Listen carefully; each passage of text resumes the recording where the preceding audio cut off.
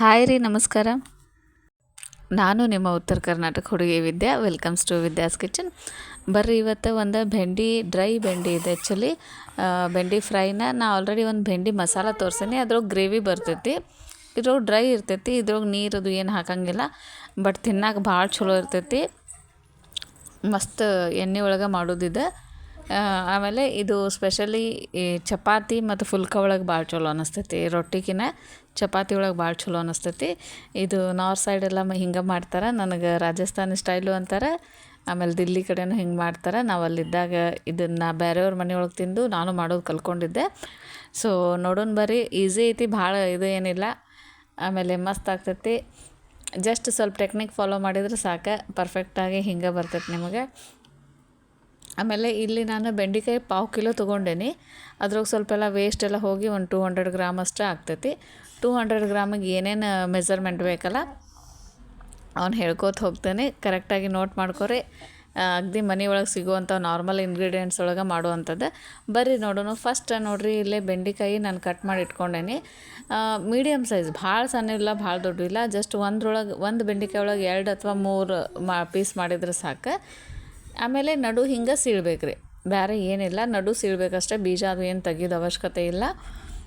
ಆಮೇಲೆ ಮೆಣ್ಸಿನ್ಕಾಯಿನೂ ಅಷ್ಟೇ ದೊಡ್ಡ ಅಂದರೆ ಅದನ್ನೂ ಅಷ್ಟೇ ಒಂದ್ರೊಳಗೆ 4 ಭಾಗ ಅಷ್ಟು ಕಟ್ ಮಾಡ್ಕೊಂಡು ಇಟ್ಕೊಂಡೇನಿ. ಆಮೇಲೆ 1 ಉಳ್ಳಾಗಡ್ಡಿ, 1 ಟೊಮೆಟೊ, ಆಮೇಲೆ ಬೆಳ್ಳುಳ್ಳಿ ಸಣ್ಣಂಗೆ ಹೆಚ್ಚಿಟ್ಕೊಂಡೇನಿ. ಮ್ಯಾಲಿನ ಸೊಪ್ಪಿ ತೆಗೆದು ಸಣ್ಣಂಗೆ ಜಸ್ಟ್ ಸುಲಿದಿಟ್ಕೊಂಡೇನಿ. ಈಗ ಆಮೇಲೆ ಹೆಚ್ಕೋತೀನಿ.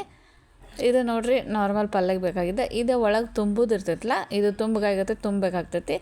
ಇದ್ರೊಳಗೆ 1 ಚಮಚೆ ಟೇಬಲ್ ಸ್ಪೂನಷ್ಟು ಧನಿಯಾ ಪೌಡ್ರ್, 1 ಟೀ ಸ್ಪೂನಷ್ಟು ಮಿರ್ಚಿ ಪೌಡ್ರ್, ಆಮೇಲೆ ಅರ್ಶಿಣ ಪುಡಿ, ಆಮೇಲೆ ಸ್ವಲ್ಪ ಕಡ್ಲೆ ಹಿಟ್ಟು, ಒಂದು ಅರ್ಧ ಬಟ್ಲಷ್ಟು ಕಡ್ಲೆ ಹಿಟ್ಟು, ಒಂದು ಅರ್ಧ ಬಟ್ಲಷ್ಟು ಶೇಂಗಾ ಪುಡಿ, ಆಮೇಲೆ ಒಂದು ಸ್ವಲ್ಪ ಪೆಪ್ಪರ, ಉಪ್ಪು, ಇವನ್ನೆಲ್ಲನೂ ಹಾಕಿ ಡ್ರೈ ಆಗಿ ಮಿಕ್ಸ್ ಮಾಡ್ಬೇಕು. ನೋಡಿರಿ, ಇದ್ರೊಳಗೆ ಏನು ಹಾಕಾಗ್ತಿಲ್ಲ, ನಾನು ಡ್ರೈ ಆಗಿ ಮಿಕ್ಸ್ ಮಾಡಬೇಕು.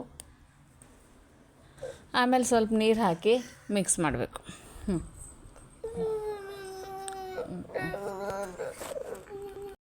ಆಮೇಲೆ ಅವು ಬೆಂಡೆಕಾಯಿ ಏನು ಹಿಂಗೆ ಕಟ್ ಮಾಡಿ ಇಟ್ಟಿರ್ತೀವಲ್ಲ ಅದ್ರೊಳಗೆ ತುಂಬಬೇಕು. ನಿಮಗೆ ತುಂಬುವಾಗ ಹೆಂಗೆ ತುಂಬಬೇಕಂದ್ರೆ ಸ್ವಲ್ಪ ತುಂಬಕ್ಕೆ ಹೋಗ್ಬೇಡ್ರಿ. ಅದು ತುಂಬಿ ಹಿಂಗೆ ಹೊರಗೆ ಅದು ಸೀಳ್ದಂಗೆ ಕಾಣ್ಬೇಕು. ಈ ಮೊಸರುಗಾಯಿ ಎಲ್ಲ ತುಂಬ್ತೇವಲ್ಲ ಹಂಗೆ ತುಂಬಬೇಕು. ಹಿಂಗೆ ಆಗ್ಬೇಕು ನೋಡಿರಿ. ಆಮೇಲೆ ಇಷ್ಟು ಸೈಜ್ ನಾನು ಕಟ್ ಮಾಡಿ ಇಟ್ಕೊಂಡೇನಿ. ಹಿಂಗೆ ಮಾಡ್ಕೋತ ಎಲ್ಲನೂ ತುಂಬ್ರಿ. ಭಾಳ ಈಸಿ ಐತಿ, ಭಾಳ ಹೊತ್ತು ಏನಾಗೋದಿಲ್ಲ. ಇದು ಆ್ಯಕ್ಚುಲಿ ಇದು ಏನು ತುಂಬಿದ್ದಿರ್ತೈತಲ್ಲ ಹೊರಗೆ ಬರೋದಿಲ್ಲ. ಸ್ವಲ್ಪ ಬೇಕಿದ್ರೆ ಲೆಮನ್ ಹಾಕ್ಬೋದು ನೀವು. ಅದು ನನಗೇನೋ ಒಂದು ಸ್ವಲ್ಪ ಹುಳಿ ಅಷ್ಟು ಇಷ್ಟ ಆಗಂಗಿಲ್ಲ. ಅದು ಹಿಡ್ಕೋಬೇಕಂದ್ರೆ ಲೆಮನ್ ಹಾಕ್ಬೇಕಂತ ಹೇಳ್ತಾರೆ. ಬಟ್ ಅಷ್ಟೇನು ಹಂಗೆ ಪರ್ಫೆಕ್ಟ್ ಇದು ಆಗಂಗಿಲ್ಲ. ಸ್ವಲ್ಪ ಅಲ್ಲಿದು ಉಳಿತೈತಿ. ಬಟ್ ನೀವು ತುಂಬುವಾಗ ಒಳಗೆ ಚೆಂದಂಗೆ ತುಂಬಿದ್ರೆ ಹೊರಗೆ ಬರೋದಕ್ಕೆ ಚಾನ್ಸಸ್ ಕಮ್ಮಿ ಇರ್ತೈತಿ. ತುಂಬಿ ಒಂದು ಸ್ವಲ್ಪ ಪ್ರೆಸ್ ಮಾಡ್ದಂಗೆ ಮಾಡಿರಿ, ಅಂದ್ರೆ ಲಾಕ್ ಆಗ್ತೈತಿ. ಈ ಥರ ನೋಡಿರಿ, ಎಲ್ಲನೂ ತುಂಬಿಟ್ಕೊಂಡೇನು ಬೆಂಡೆಕಾಯಿ. ಇದು ಹೆಂಗೈತೆ ಅಂದ್ರೆ ನೀವು ಹಿಂಗೆ ಅಗಲಾಗೆ ಇಟ್ಕೊರಿ, ದೊಡ್ಡ ಅಗಲ್ ಭಾಂಡೆ ತೊಗೊಂಡು ಹಿಂಗೆ ಇಟ್ಕೊರಿ. ಆಮೇಲೆ ಇದ್ರ ಮೇಲೆ ಇದನ್ನು ಗ್ಯಾಸ್ ಚಾಲೂ ಮಾಡೇನಿ, ಮೀಡಿಯಮ್ ಫ್ಲೇಮ. 1 ಟೇಬಲ್ ಸ್ಪೂನ್ ಅಷ್ಟೇ ಎಣ್ಣೆ ಹಾಕಾಕತ್ತೀನಿ. ನೀವು ಒಂದು ಅರ್ಧ kg ಅದು ಮಾಡೋದಿದ್ರೆ ಸ್ವಲ್ಪ ಜಾಸ್ತಿ ಹಾಕೋರಿ. ಇನ್ನೊಂದು ಸೈಡ ಇನ್ನೊಂದು ಪ್ಯಾನು ಚಾಲೂ ಇಟ್ಟೇನಿ. ಇಲ್ಲೇ ಒಗ್ಗರಣೆ ಕೊಟ್ಬಿಡ್ತೇನೆ, ಯಾಕಂದರೆ ಅದು ಬೆಂಡೆಕಾಯಿ ಹುರಿಯೋಷ್ಟೊತ್ತಿಗೆ ಇಲ್ಲಿ ಒಗ್ಗರಣೆ ಆಗ್ತೈತಿ. 2 ಮಿಕ್ಸ್ ಮಾಡಿ ಇದು ಮಾಡ್ಬೋದು. ಇಲ್ಲಿ ನೋಡಿರಿ, ಒಂದು ಅರ್ಧ ಟೇಬಲ್ ಸ್ಪೂನ್ ಅಷ್ಟೇ ಇದು ಎಣ್ಣೆ ಹಾಕಾಕ್ತೀನಿ. ನಾ ಶೇಂಗಾ ಎಣ್ಣೆ ಯೂಸ್ ಮಾಡ್ತೇನೆ, ನಾರ್ಮಲಾಗಿ ಒಳ್ಳೆಣ್ಣೆ ಅಂದರೆ. ಆಮೇಲೆ 1 ಟೀ ಸ್ಪೂನ್ ಅಷ್ಟೇ ಜೀರಿಗೆ ಹಾಕಾಕ್ತೀನಿ. ಯಾವಾಗ ಜೀರಿಗೆ ಸ್ವಲ್ಪ ಫ್ರೈ ಆಗ್ತಾವಲ್ಲ, ಅವು ಹಸಿಮೆಣ್ಸಿನ್ಕಾಯಿ ಏನು ಕಟ್ ಮಾಡ್ಕೊಂಡಿದ್ದಿಲ್ಲ, ಒಂದು 2-3 ಹಸಿಮೆಣ್ಸಿನ್ಕಾಯಿ ಹಾಕಾಕ್ತೀನಿ. ಅವು ಅಷ್ಟೇ ಎಣ್ಣೆ ಒಳಗೆ ಚೆಂದಂಗೆ ಫ್ರೈ ಆಗಬೇಕು. ಎಣ್ಣೆ ಒಳಗೆ ಎಷ್ಟು ಫ್ರೈ ಆಗ್ತಾವಲ್ಲ ಹಸಿಮೆಣ್ಸಿನ್ಕಾಯಿ, ಅದು ಖಾರದ ಅಂಶ ಕಡಿಮೆ ಆಗ್ತೈತಿ. ಒಂಥರ ಚಲೋ ರುಚಿ ಖಾರ ಆದಂಗೆ ಅನ್ನಿಸ್ತೈತಿ. ಆಮೇಲೆ ಬೆಳ್ಳುಳ್ಳಿನ ಕಟ್ ಮಾಡಿ ಇಟ್ಕೊಂಡೇನಿ. ಇವು ಆಲ್ಮೋಸ್ಟ್ 1 ಗಡ್ಡೆಯಷ್ಟು ಬೆಳ್ಳುಳ್ಳಿ ಅದಾವೆ, ಒಂದು 10-12 ಎಸಳು ಅಷ್ಟೇ.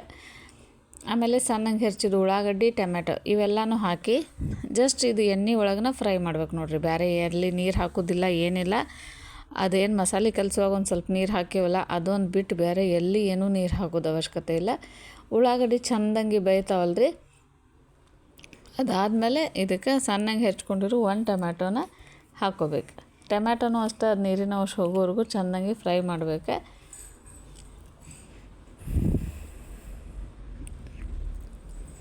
ಈ ಟೊಮ್ಯಾಟೊ ಲೈಟಾಗಿ ಹುಳಿ ಇರೋದ್ರಿಂದ ನಮಗೆ ನಿಂಬೆಹಣ್ಣು ಹಾಕಿದ್ರೆ, ಮತ್ತು ಕೆಲವೊಬ್ರು ಹಂಗೆ ಇದು ಮಾಡ್ತಾರೆ, ಅಲ್ಲಿ ನಿಂಬೆಹಣ್ಣು ಹಾಕಿದ್ರೆ ಇಲ್ಲಿ ಟೊಮ್ಯಾಟೊ ಹಾಕೋಕೆ ಹೋಗಂಗಿಲ್ಲ. ಬಟ್ ಟೊಮ್ಯಾಟೊ ಇರಿದ್ರೆ ನನಗೇನೋ ತಿನ್ನುವಾಗ ಚಲೋ ಅನ್ನಿಸ್ತೈತಿ, ಬಾಯಾಗಿ ಬರ್ತಾವಲ್ಲ ಚಲೋ ಅನ್ನಿಸ್ತೈತಿ. ಇವೊಂದು ಸ್ವಲ್ಪ ಬೇಯಬೇಕು. ಇವು ಬೆಂಡೆಕಾಯಿ ಏನಾಗ್ಯಾವ ನೋಡೋಣ ಬರ್ರಿ. ಇದನ್ನು ನಾನು ಎಣ್ಣೆ ಹಾಕಿ ಕಡ್ಡಾಡ್ಸಿಲ್ಲ, ಮುಚ್ಚಿಟ್ಬಿಟ್ಟೆ. ಯಾಕಂದರೆ ಇವನ್ನ ಜಾಸ್ತಿ ಕಡ್ಡಾಡ್ಸಿದ್ರೆ ಅದು ಮಸಾಲೆ ಹೊರಗೆ ಬರ್ತೈತಿ. ಸೊ ಹುಷಾರಾಗಿ ಅದು ಯಾವಾಗ ಸ್ವಲ್ಪ ಫ್ರೈ ಆಗ್ತೈತಿ ಆವಾಗ ಅಷ್ಟೇ ಇದು ಮಾಡಿರಿ.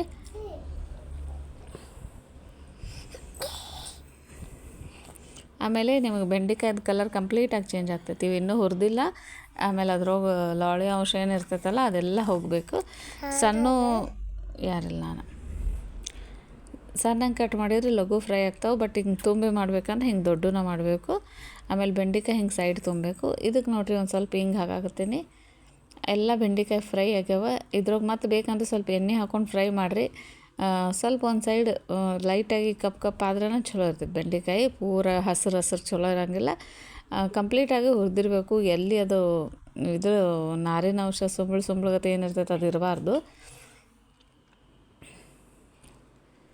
ಆಮೇಲೆ ಚೆಂದಾಗಿ ಫ್ರೈ ಆಗಿತ್ತು ನೋಡಿರಿ. ಈಗ ಇದನ್ನೆಲ್ಲನೂ ಮಿಕ್ಸ್ ಮಾಡತ್ತೀನಿ. ಸ್ವಲ್ಪ ಇದಕ್ಕೆ ಅರ್ಶಿಣ ಪುಡಿ ಹಾಕಾಕ್ತೀನಿ. ಬೇಕಂದ್ರೆ ನೀವು ಒಂದು ಸ್ವಲ್ಪ ಒಣ ಕೊಬ್ಬರಿ ಇಷ್ಟ ಇದ್ದರೆ ಹಾಕೋಬೋದು. ಮುಗೀತು ನೋಡಿರಿ. ಇದಕ್ಕೇನು ಮತ್ತು ಬೇರೆ ಭಾಳ ಹಾಕೋದಿಲ್ಲ, ಇರೋದು ನಾರ್ಮಲ್ ಇದು. ಆಮೇಲೆ ಒಂದು ಅರ್ಧ ಕಪ್ ಅಷ್ಟು ಹಸಿ ಕೊತ್ತಂಬರಿ ಕಟ್ ಮಾಡಿ ಇಟ್ಕೊಂಡೇನಿ, ಅದು ಹಾಕಾಕತ್ತೀನಿ.